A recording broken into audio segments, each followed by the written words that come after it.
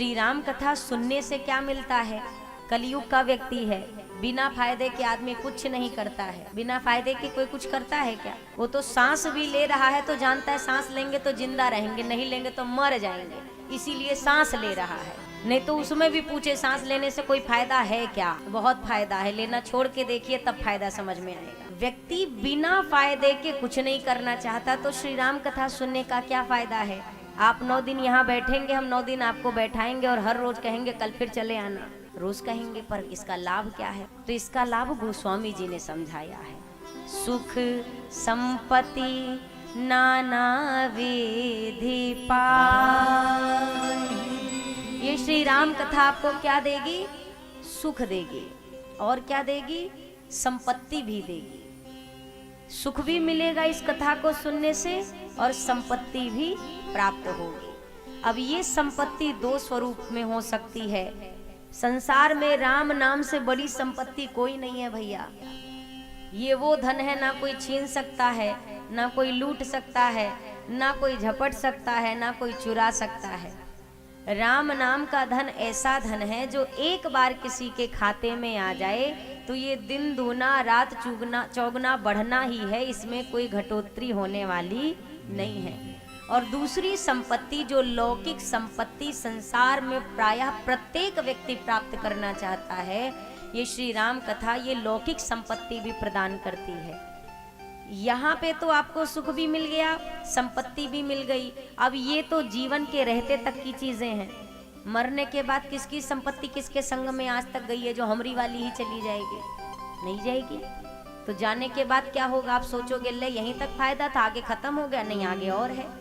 तो सुर दुर्लभ सुख करी जग माही, अंत काल रघुपति पूर जाही। स्वर्ग जाने वाले जरा हाथ ऊपर खड़े करियो जिसको जिसको स्वर्ग जाने की इच्छा है। अब भगवान का दरवाजा है, नहीं ऊपर करोगे कंफ्यूजन ना हो जाए, नरक वाला खुल जाए। हाँ, स्वर्ग ही तो जाने की इच्छा है ना। या तो स्वर्ग है और या तो नरक है।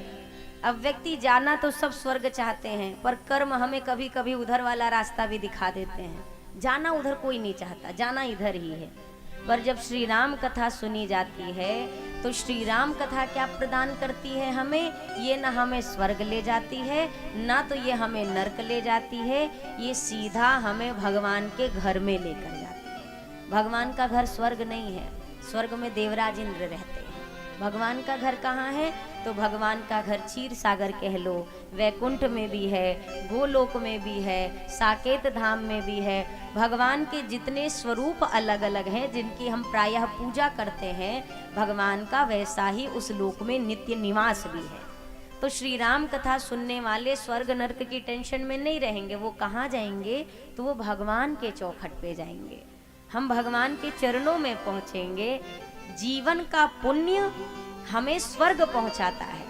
लेकिन जैसे आप समझिएगा, जैसे आपके जेब में पैसे हों, तो अब मान लीजिए 3-4 लाख रुपए, 10 लाख रुपए हैं तो आप विदेश भी आराम से घूम सकते हैं कि नहीं घूम सकते? लेकिन 10 लाख रुपए खत्म होते ही फिर क्या होगा? फिर आपको वहीं आना पड़ेगा जहां से आप गए थे। आना पड़ेगा ना, फिर कटौतिया ही देखना पड़ेगा। 10 लाख खत्म भैया तो फिर आ जाओ अपने गाँव में चुपचाप घूम घाम के, इसके बाद दूसरा ठौर नहीं है। उसी प्रकार जब पुण्य एकत्र होते हैं तो ये पुण्य हमें स्वर्ग लेकर जाएंगे।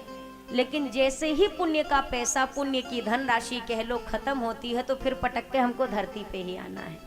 और इस बार भी आकर के मनुष्य देह मिलेगी कि नहीं मिलेगी इसका कोई अता पता ठिकाना नहीं है। अगर अभी वाले देह में जो अभी हमको मिली है इसमें अच्छे कर्म बन गए, मनुष्य बनने लायक कर्म किए हमने, तो फिर तो वहां जाएंगे, पुण्य भोगेंगे और फिर से मनुष्य की देह प्राप्त हो जाएगी। लेकिन अगर इस वाले में गड़बड़ी हो गई तो पता नहीं कहाँ जाएंगे, और उसके बाद ये भी नहीं पता कि कहाँ बनेंगे, 2 पैर वाले बनेंगे कि 4 वाले बनेंगे, ये ना पता है। तो श्री राम कथा अगर श्रद्धा पूर्वक सुनी जाए, कही जाए, तो ये श्री राम कथा सर्व प्रकार से कल्याणकारी है भैया। राम रस जिसने पी लिया उसका तो हो गया बेड़ा पार। सब मेरे साथ कहिएगा।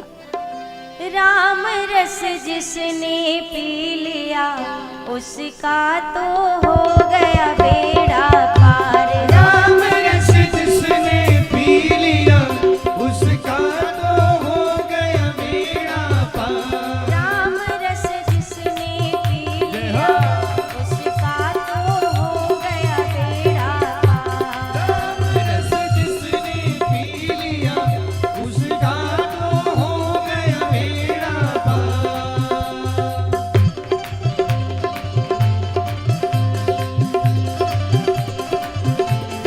हरि को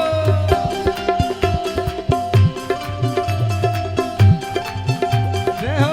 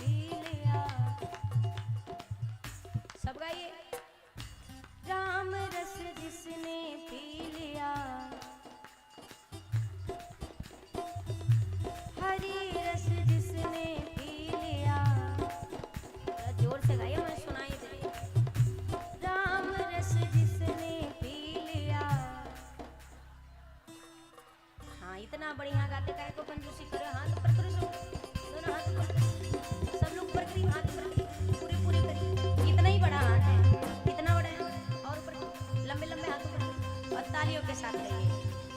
हो राम रस जिसने पी लिया उसका तो हो गया बेड़ा पार। राम रस जिसने पी लिया उसका तो हो गया बेड़ा पार।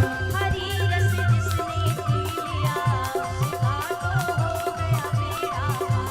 हरी रस जिसने पी लिया उसका तो हो गया बेड़ा पार। उसका तो हो गया बेड़ा पार। उसका तो हो गया बेड़ा पार।